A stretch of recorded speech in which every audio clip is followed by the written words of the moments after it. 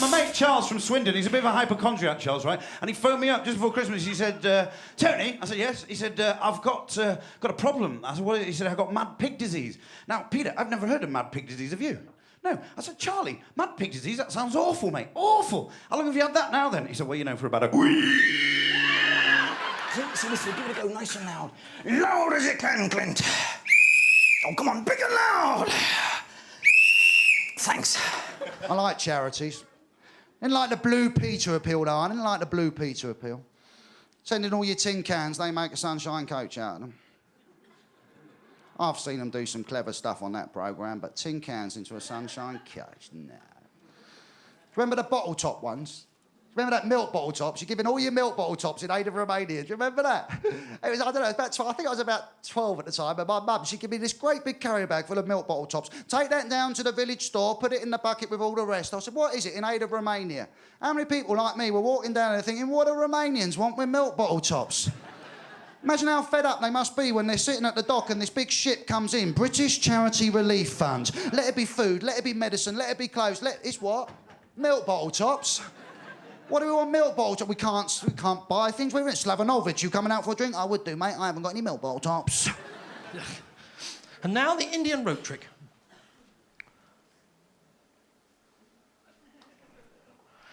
Indian rope trick. The Australian rope trick.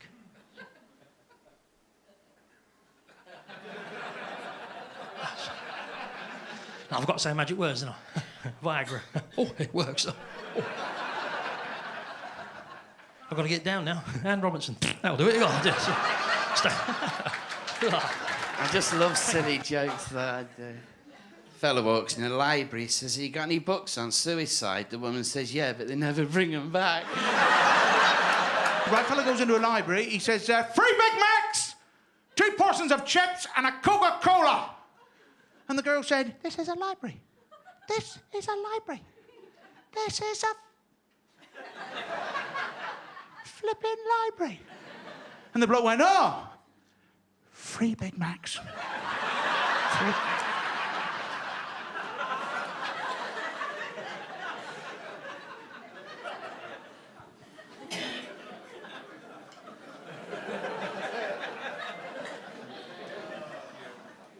So I'm in the library, and I said to the librarian, I said, have you got any books on self-help? She said, well, I'd be defeating the object if I told you where they are.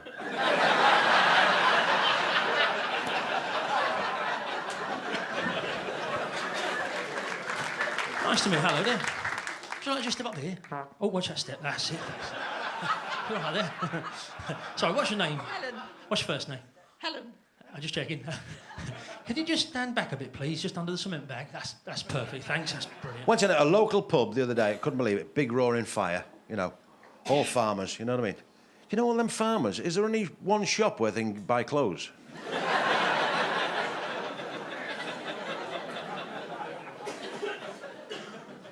You know what I mean? Get trendy farmers, diesel, that'll do, won't it?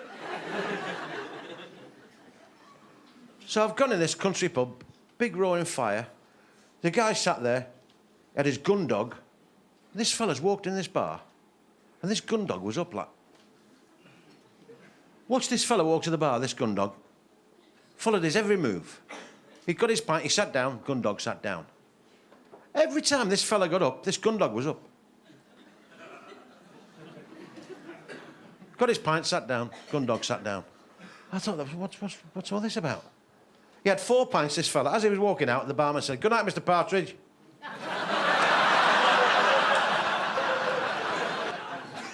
You know, when I look round at couples on an evening like this, I feel a bit envious because I don't know how our marriage went wrong. And, hey, you know, when we got married at first, we were very, very happy at first. Then, on the way back from the reception,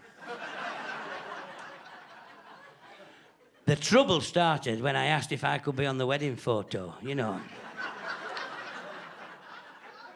Then I saw my mother-in-law pick the groom off the top of the cake and bite the head off it, right? But, I went in front room with wife a couple of weeks ago, right, and she was reading one of her swanky magazines, right? Think it would take a break. I were getting tore into Daily Star crossword, because I do like them tricky ones. Right, but I'll be honest, I cheated. I did cheat. I looked up paranoid in the dictionary, and it said, "What do you want to know for?"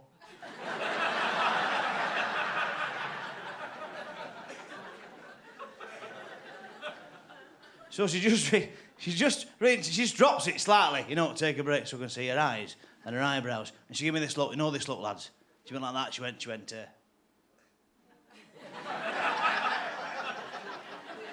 I didn't bother here, I thought, so I tried to soften it. So what is it, sweetie pie, you know?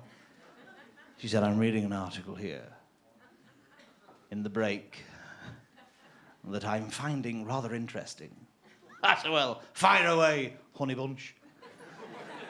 She said, "Did you know that 90% of all married women have at least once in their married lives faked an orgasm?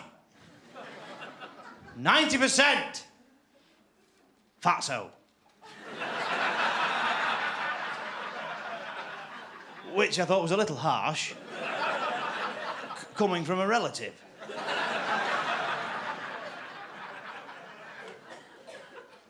I said, "Well, along those lines, Poppet, did you know that 100% of men couldn't give a toss?"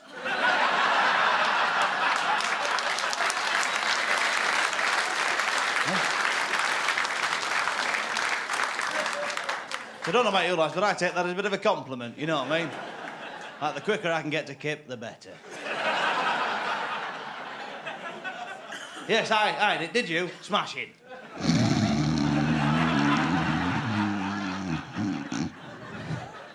What's that you say? You faked it? Why, now I feel downtrodden.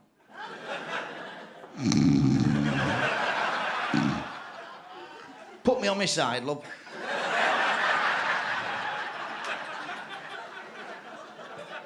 Anyway, I just got back to sleep. Then she, my wife, starts poking me in the back with the hairbrush handle, saying, "See how you like it?" And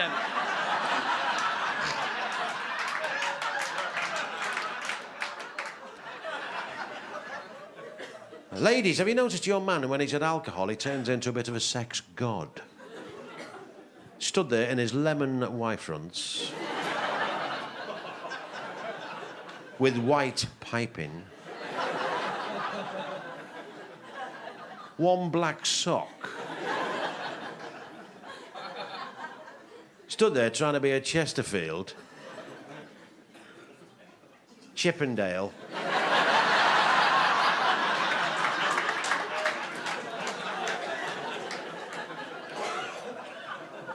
Then he comes out with them sexy words, doesn't he? "Wake up, love, my friend wants to see you."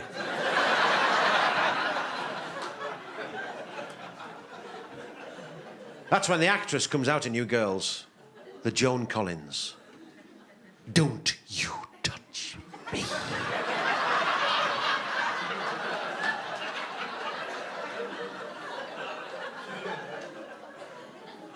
"When I married you, I thought you were brave. So did all my mates."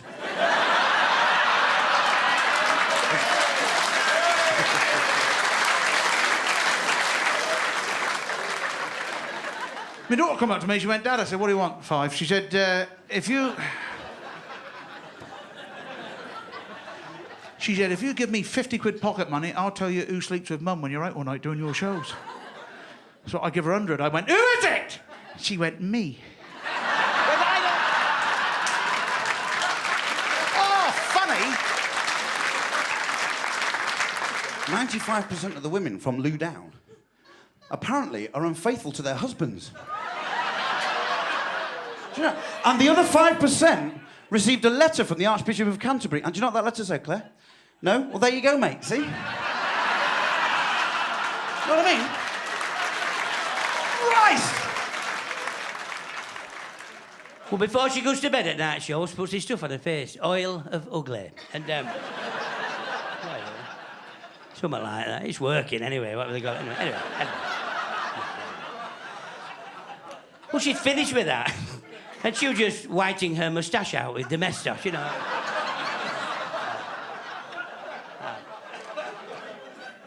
Well, I was pleasant. I put my Etch-a-Sketch down like that and I made her a cup of decapitated coffee, you know.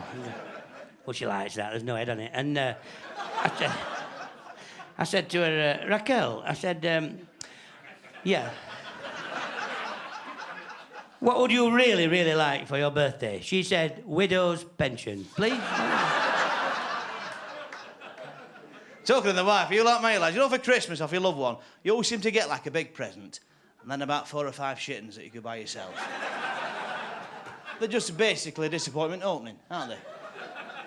Every year, without fail, I'll get something like socks, slippers, soap on a rope. Shite. Every year. Do you know what my big one this year? Last year, should I say? My big one last year from the wife, the one I'm looking forward to opening out the whole lot of my presents. 12-month subscription to a gym.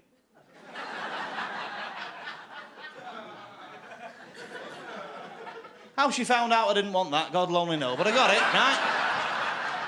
I'll tell you this one and I've got to go. I've got a friend that's getting divorced. The reason he's getting divorced is he's always down the pub. Every night he's down the pub. Drink, drink, drink, drink, drink. She said, tonight we are staying in or we get a divorce. He said, fine. He's sitting there watching the 6 o'clock news. He said, maybe I'll pop out for one. She said, no, we're staying in or we get a divorce. He said, maybe we could both pop out for a drink. She said, no, we are staying in or we get a divorce. He said, would you fancy some fish and chips? She went, no, I know you. If you're in the chip, you'll be in the pub. In the pub, you'll have a drink, get a divorce. He said, fine.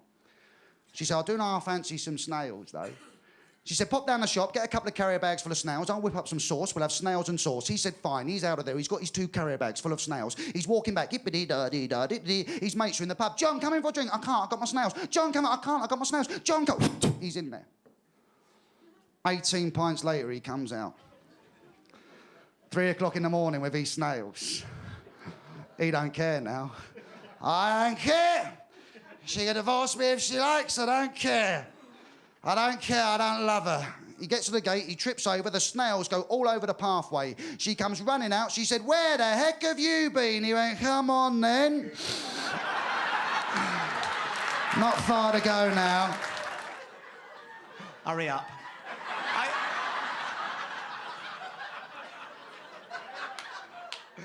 Do you know what?